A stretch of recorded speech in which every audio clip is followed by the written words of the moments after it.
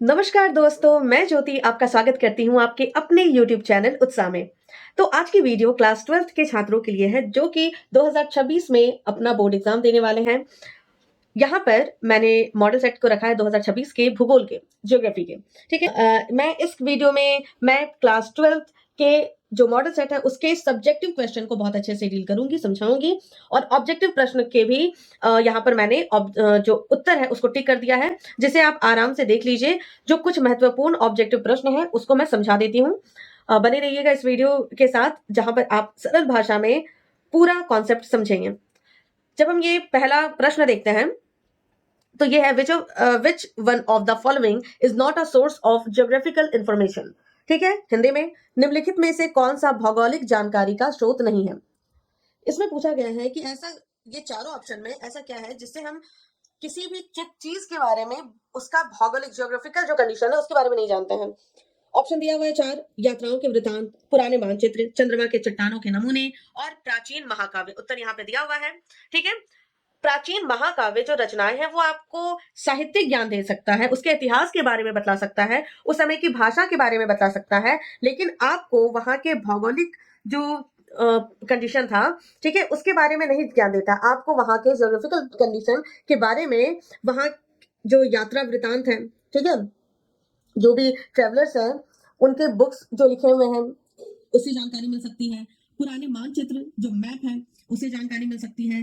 चंद्रमा के जो चंद्रमा से चट्टानों के जो नमूने प्राप्त होते हैं उससे हमें पता चल जाता है कि चंद्रमा की मिट्टी कैसी है, वहां पे पानी है या नहीं है, गैसेस, इस विषय के बारे में पता चलता है। लेकिन हमें महाकाव्य से भौगोलिक कोई चीजें जानकारी प्राप्त नहीं होती है।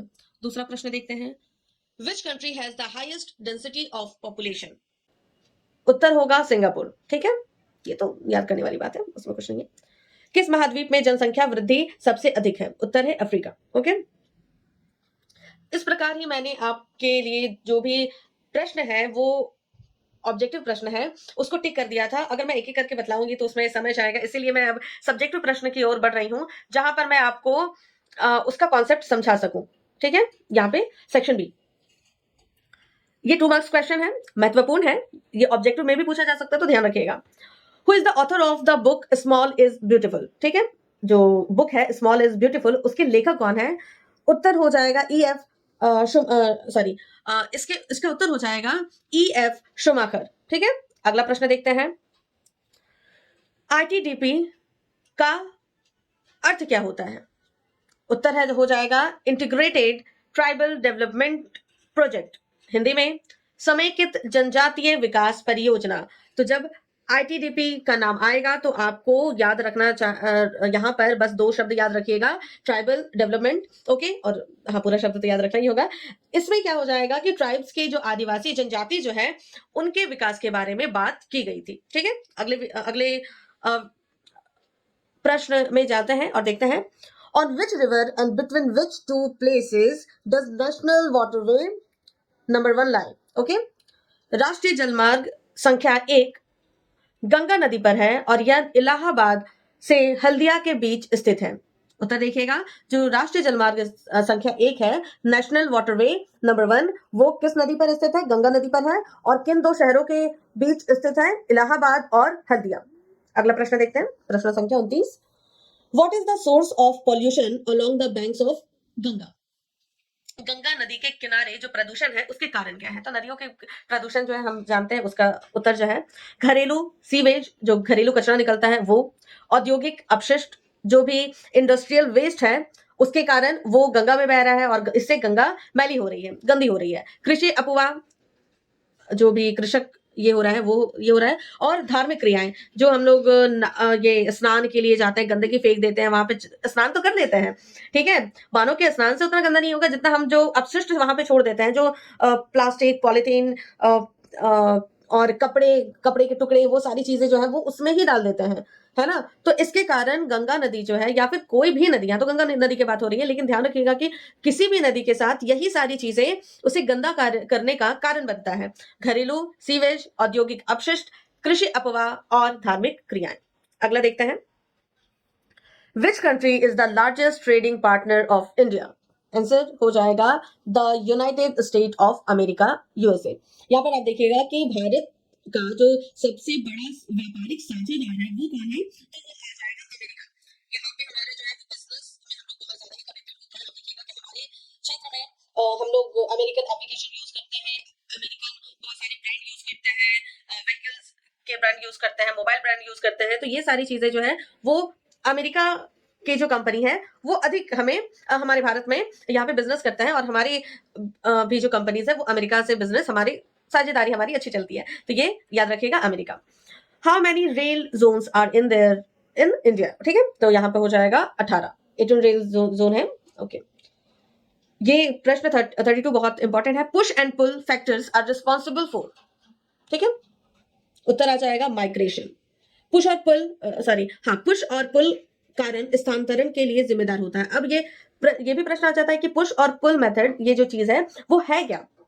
देखिए, किसी भी क्षेत्र में जो माइग्रेशन होता है उसके दो कारण होते हैं। माइग्रेशन यानी स्थानांतरण, आप किसी भी क्षेत्र से कहीं दूसरी ओर जा रहे हैं, किसी दूसरे शहर जा रहे हैं, गांव जा रहे हैं, देश जा रहे हैं, उसके दो कारण होते हैं, पुश और पुल।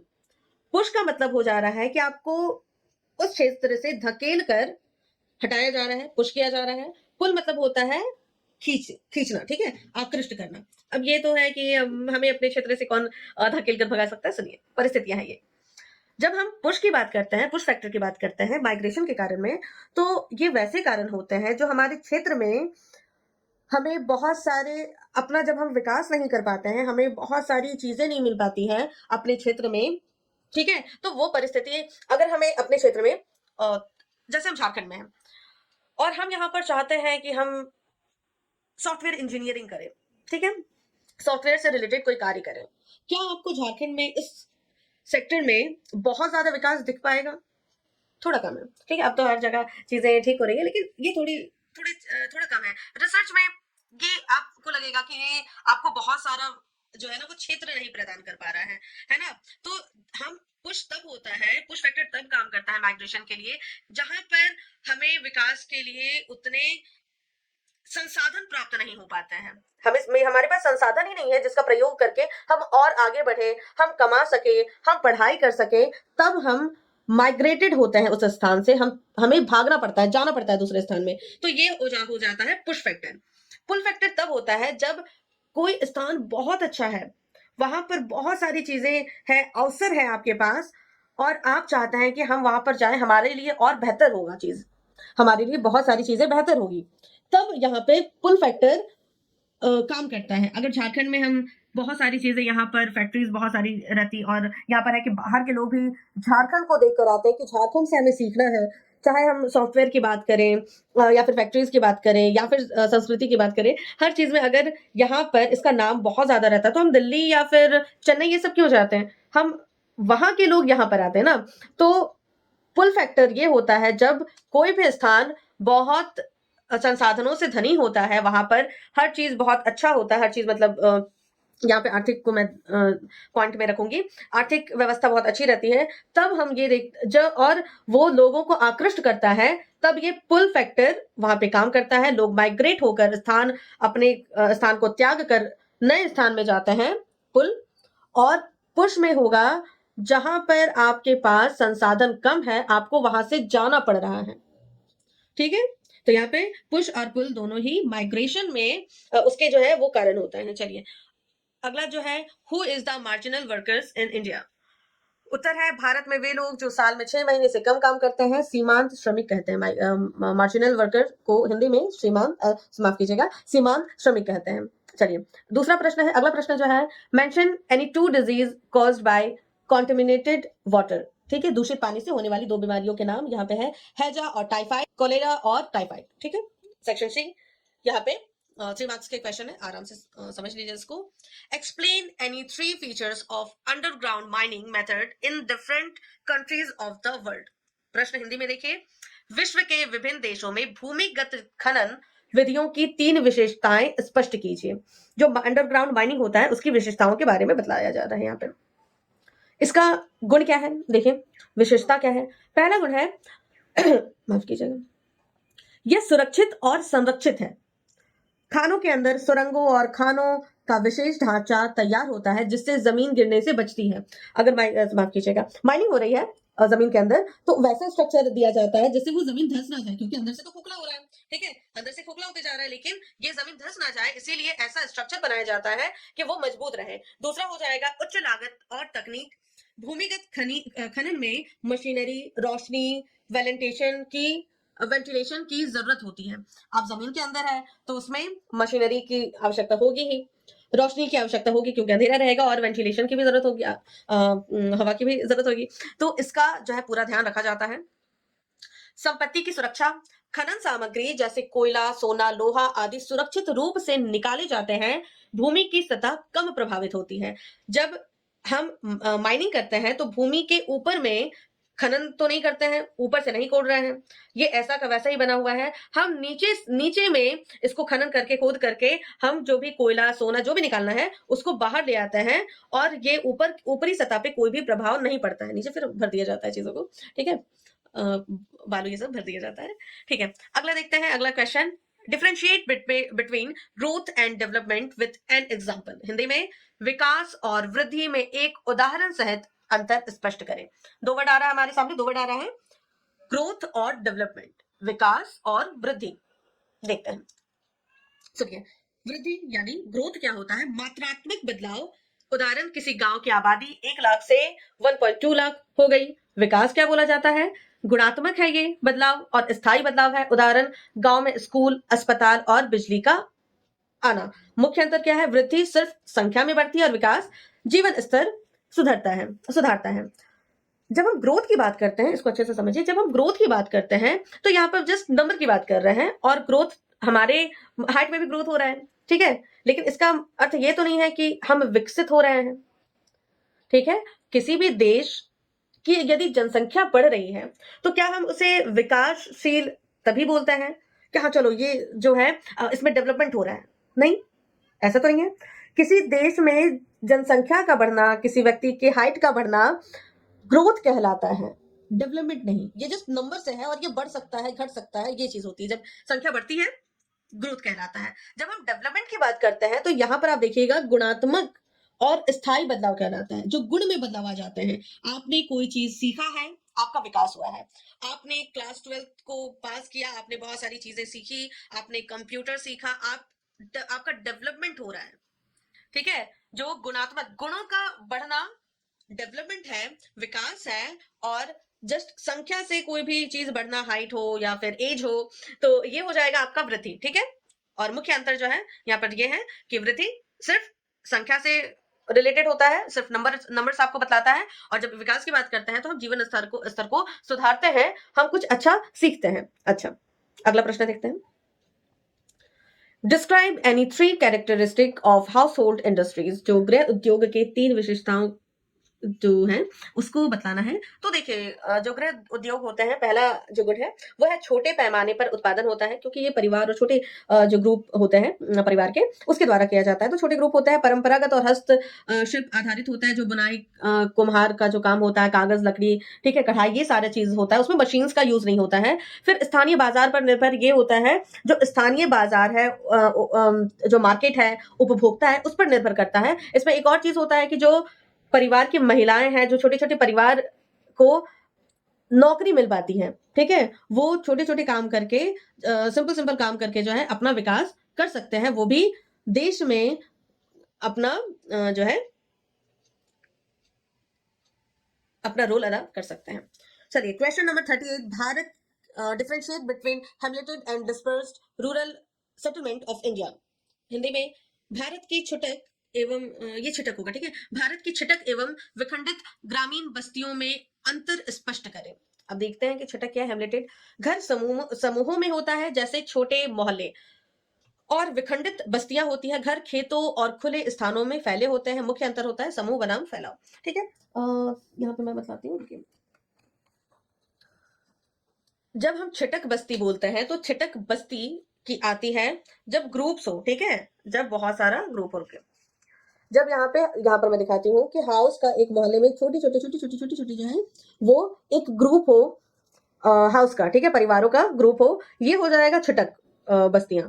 छोटे छोटे मोहल्ले जो है, ये यहाँ पे मोहल्ला हो जाएगा, फिर कुछ दूर में अलग मोहल्ला हो जाएगा, कुछ दूर में जो है वो अलग मोहल्ला हो जाएगा। लेकिन जब हम विखंडित बस्तियों की बात करते हैं तो ऐसा है कि बहुत बड़ा सा क्षेत्र है, जैसे ये पूरा क्षेत्र है, यहाँ पर एक घर इस क्षेत्र में है, दूसरा घर और दूर इस क्षेत्र में है, तीसरा घर और दूर इस क्षेत्र में है।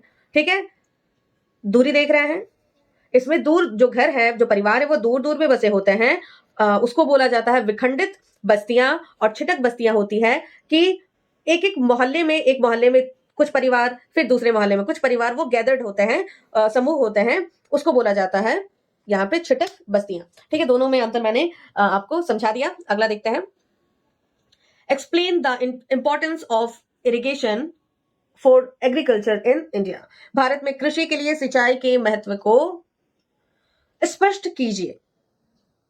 जो सिंचाई है वो क्यों महत्वपूर्ण है भारत में कृषि के लिए? देखिए, इससे क्या होता है, वर्षा पर निर्भरता कम। अगर आप सिंचाई करते हैं खेतों की, तो आप वर्षा का वेट नहीं करेंगे, जैसे ही जल की आवश्यकता होगी आप सिंचाई कर दोगे। वर्षा का ओरे बादल वाली बात नहीं हो जाएगी। ठीक है तो वो काले बादल का इंतजार नहीं करोगे आप। ठीक है, वर्षा पर निर्भरता नहीं रहेगी, कम रहेगी। सूखा प्रभावित क्षेत्रों में कृषि संभव है। जहां पर सूखा से जो क्षेत्र प्रभावित रहते हैं वहां पर भी सिंचाई के कारण कृषि संभव है। तीसरा, फसल उत्पादन और गुणवत्ता बढ़ती है। विविध फसलें उगाई जा सकती है, अलग अलग फसल उगाई जा सकती है और किसान की आय स्थिर होती है। ऐसा नहीं कि मौसम अगर खराब हो जाए, सूखा पड़ गया, तो किसान की सारी आय जो है वो खत्म हो जाती है, समस्याएं आ जाती है, ऐसा नहीं होता। ठीक है, हमने ये देखिए। अगला प्रश्न देख लेते हैं, जलागम प्रबंधन को स्पष्ट कीजिए, इसके क्या उद्देश्य है? ठीक है, explain watershed management, what is its aim. उत्तर देखते हैं, जलागम प्रबंध, जल आगमन, ठीक है, ये दो शब्दों से मिलकर बना है। जल आगमन यानी जलों का लाना। ये प्रबंधन कैसे किया जाता है, मैनेजमेंट कैसे किया जाता है? नदियों, तालाबों, झीलों और जलाशयों का संरक्षण और सही उपयोग से हम जल के आगमन का प्रबंध करते हैं, मैनेजमेंट करते हैं। बाढ़ और सूखा, उद्देश्य क्या है इसका, एम क्या है?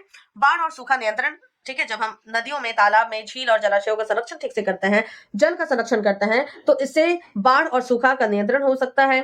पीने के पानी और कृषि के लिए जल आपूर्ति सुनिश्चित कर सकते हैं हम। और सतत विकास, अपना पूरा विकास और पर्यावरण संरक्षण भी इससे हम कर पाते हैं। अगला देखते हैं, भारत में सड़क परिवहन की छह विशेषताएं लिखिए।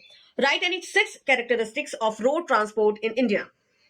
पॉइंट्स देखिए, सड़क परिवहन के बारे में देखते हैं। ये सबसे लोकप्रिय और लचीला परिवहन है। ठीक है, सबसे ज्यादा लोकप्रिय। क्या, चलो ऑटो से कहीं भी जाना है, ऑटो से चले जाते हैं, किसी भी गली में घुसना है ऑटो से चले जाते हैं, कार से चले जाते हैं। ये है सड़क परिवहन।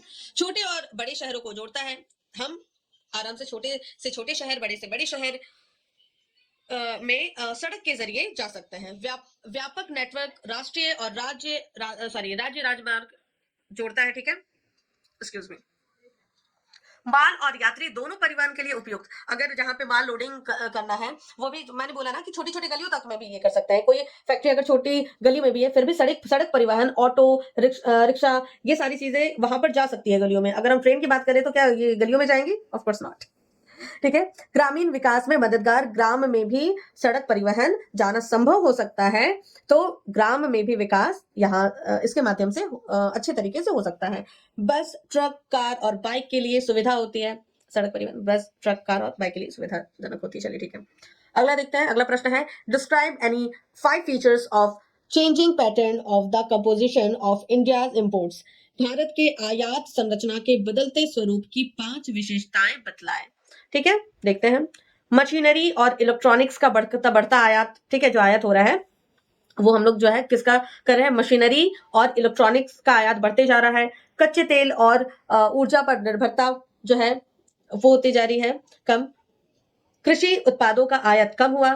ठीक है, तकनीकी और औद्योगिक सामान का आयात बढ़ा। वैश्विक व्यापार और विदेशी निवेश के से संरचना प्रभावित हुई। अगला देखते हैं प्रश्न। अब यहाँ अच्छा सेक्शन डी हो गया, लास्ट सेक्शन होगा ये आपका। जनसंख्या घनत्व का क्या अर्थ है? विश्व में जनसंख्या के वितरण को प्रभावित करने वाले 4 भौगोलिक कारणों की उपयुक्त उदाहरण सहित व्याख्या करें। उत्तर देखिए, जनसंख्या घनत्व को पहले समझिए। किसी क्षेत्र में प्रति वर्ग किलोमीटर निवासियों की संख्या को जनसंख्या घनत्व कहते हैं। यह दर्शाता है कि किसी क्षेत्र में लोग कितनी संख्या में रहते हैं। जैसे मैंने यहाँ पे छिटक का आपको ये उदाहरण दिया था कि इस क्षेत्र में कितने लोग रहते हैं, उस आधार पे इस क्षेत्र के मतलब यहाँ का जो है जनसंख्या घनत्व निकलेगा। इस क्षेत्र में कितने लोग रहते हैं उसका निकलेगा जनसंख्या घनत्व। ठीक है, और इसमें जो है वितरण को प्रभावित करने, जनसंख्या घनत्व हर क्षेत्र का अलग अलग होता है, तो उसको प्रभावित करने वाले, क्यों किसी का जनसंख्या घनत्व अधिक है कम है उसको देखते हैं। भौगोलिक कारण क्या हो जाएगा, स्थलाकृत कृति और भू रूप। समतल और उपजाऊ मैदान में लोग अधिक रहते हैं, पहाड़ों और रेगिस्तान में कम। तो जो समतल प्लेस है वहां पर अधिक जनसंख्या होगी, पहाड़ों में जनसंख्या वैसे भी कम होती है। जैसे उदाहरण के तौर पे गंगा और ब्रह्मपुत्र के मैदान घनी आबादी वाले हैं और हिमालय में जो जनसंख्या है वो कम है। जलवायु क्या है, सुहावना और अनुकूल मौसम वाले क्षेत्रों में अधिक लोग रहते हैं। सभी को अच्छा मौसम बहुत पसंद है। गर्मियों में या फिर बहुत अधिक ठंडक में कोई रहना नहीं चाहेगा, जीवन कठिन हो जाएगा। ठीक है, तो अधिक ठंडा या गर्म क्षेत्रों में लोग कम रहना चाहते हैं। और इसका उदाहरण भी है कि भारत में उपोष्ण कटिबंधीय क्षेत्र घनी आबादी वाले हैं। जल स्रोत नदियों, झीलों और जलाशयों के पास जनसंख्या अधिक रहती है, क्योंकि पानी जो है वो जीवन के लिए, खेती के लिए, उद्योग के लिए बहुत जरूरी है। ठीक है, इसलिए हम देखते हैं कि नदियों के, जब हड़प्पा नदी के किनारे हड़प्पा सभ्यता बसी हुई थी, मिस्र का जो सभ्यता है वो भी एक नदी के किनारे ही है। तो ये सारी चीज देखते हैं। प्राकृतिक संसाधन और कृषि योग्य भूमि, जमीन जहां उपजाऊ हो, खनिज उपलब्ध हो, वहां लोग अधिक बसते हैं। और जहां पर उपजाऊ जमीन ना हो, खेती ये सब के लिए समस्या हो, वहां पर लोगों की संख्या ऐसे भी कम होती है। ठीक है, ठीक है। अब ये जो है ये बहुत महत्वपूर्ण प्रश्न है। नियतिवाद एवं न्यू सॉरी नियतिवाद एवं नवनियतिवाद की अवधारणा को उपयुक्त उदाहरण सहित स्पष्ट करें। यहाँ पे दो शब्द है, नियतिवाद और नवनियतिवाद। सुनिए, नियतिवाद में क्या होता है, यह सिद्धांत कहता है कि मानव जीवन पूरी तरह से प्राकृतिक और भौगोलिक परिस्थितियों से प्रभावित होता है। उदाहरण, ठंडे और बर्फीले क्षेत्रों में खेती कम होती है क्योंकि वहां की प्रकृति वैसी नहीं है। फिर अगला है नवनियतिवाद। यह कहता है कि भौगोलिक बाधाएं हैं लेकिन मानव प्रयास, तकनीक और विज्ञान से इन्हें पार कर सकता है। उदाहरण, रेगिस्तान में सिंचाई तकनीक द्वारा खेती करना। ऐसे आप देखिए तो रेगिस्तान में खेती करना बहुत मुश्किल है, वहां पे जल जो है, बिना जल की खेती नहीं होगी, और रेगिस्तान में जल का लाना बहुत कठिन होता है। लेकिन सिंचाई तकनीक लाकर हम वहां पर भी खेती कर सकते हैं। अंतर क्या है, नियतिवाद में मानव सीमित है और नव नियतिवाद में मानव सक्रिय भूमिका निभाता है। इसको हम एक बहुत ही सुंदर उदाहरण से समझ सकते हैं। आपने ये मूवी देखी होगी, एक है मांझी द माउंटेन मैन। इसमें दशरथ मांझी की कहानी बतलाई थी। नियतिवाद में उदाहरण लेते हैं, नियतिवाद में देखिए वहां के लोग, वहां पर एक पहाड़ था, बहुत बड़ा सा पहाड़, उसको पार करके, मतलब शहर का रास्ता जो है, आप अगर पहाड़ आपने पार किया पैदल चल के तो आप शहर जा सकते थे, अन्यथा आपको गांव में ही रहना पड़ता। जो भी, और गांव में जो है बहुत सारी चीजें सही नहीं थी, व्यवस्था जो है, जाति प्रथा, ये सारी चीजें थी। जो रोजगार था वो, उसका संसाधन बहुत ज्यादा नहीं था। तो पहले दशरथ मांझी के आने से पहले सभी लोग नियतिवाद में थे। नियतिवाद यानी पहाड़ है तो कैसे पार करेंगे, पहाड़ को कैसे पार कर सकते हैं, जिस स्थिति में है वहां पे तो रहना ही होगा।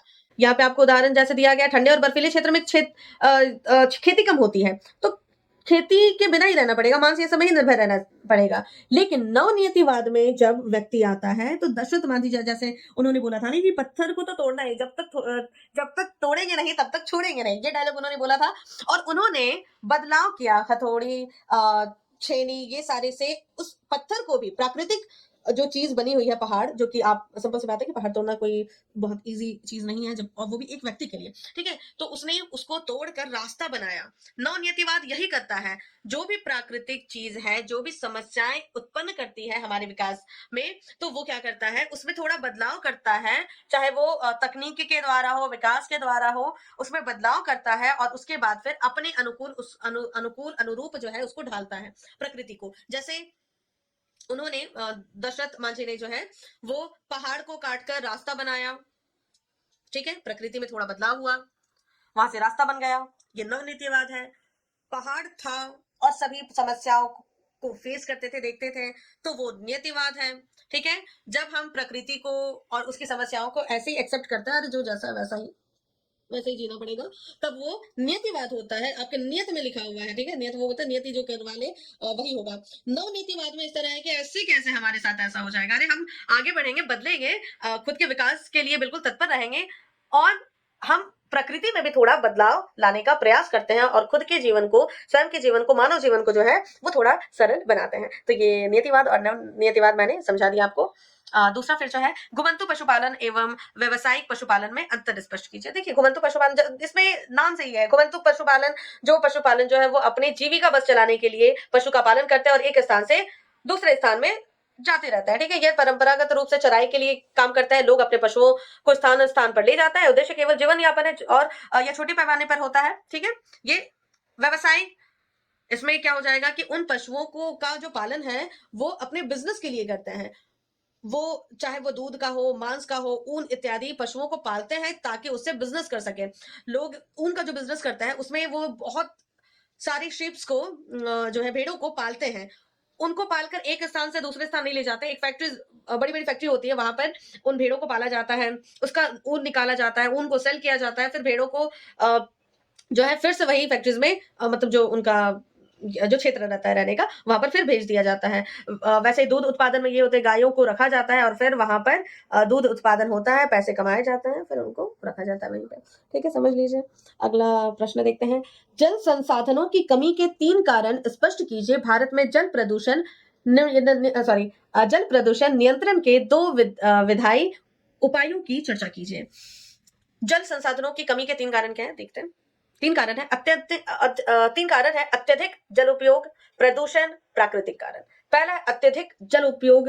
कृषि, उद्योग, घरेलू कार्य में आप एकदम पानी पे पानी बहा रहे हैं।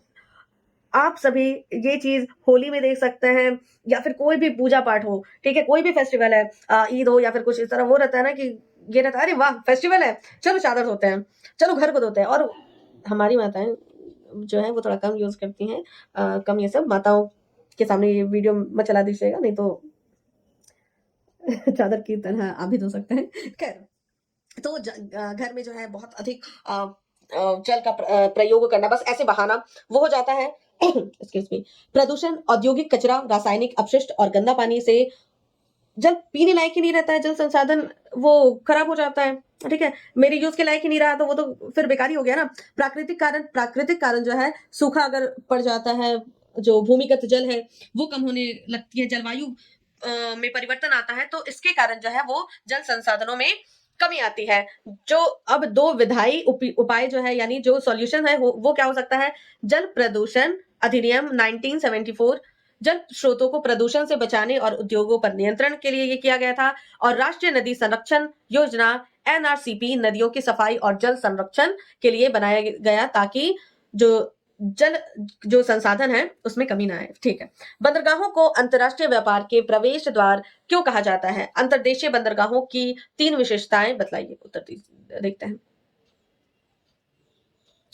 महत्व है बंदरगाह, जहां पर जो पोर्ट्स होते हैं, ठीक है, जहां से आपके शिप ये सब में माल ये सब आता है आयातित, वही महत्व है। आयात और निर्यात के लिए मुख्य केंद्र, आप सामान भेज भी सकते हैं, ला भी सकते हैं, उसके लिए मुख्य केंद्र होता है। वैश्विक व्यापार और आर्थिक विकास को बढ़ावा देता है। हम जो अपना बिजनेस है वो विश्व के अलग अलग देशों तक फैला सकते हैं। ये नौवहन और माल ढुलाई और रोजगार के अवसर प्रदान करता है।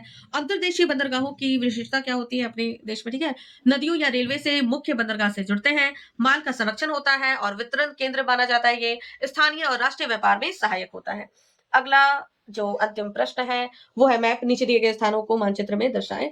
अब मैप के लिए मैं जो है आप लोगों के लिए एक अलग वीडियो बनाऊंगी, जिसमें मैं आप लोगों को जो भी मैप से महत्वपूर्ण प्रश्न है, चाहे वो इंडिया का मैप हो या फिर पूरा जो वर्ल्ड मैप है, ठीक है, वो वाला रहेगा, वो सारा चीज मैं बताऊंगी। यहाँ पर मैंने आपको इस वीडियो में सारे विषय को बहुत अच्छे से समझाने का प्रयास किया है। ऑब्जेक्टिव प्रश्न के उत्तर टिके हुए, इसका पीडीएफ मैं अपने टेलीग्राम चैनल में सेंड कर दूंगी।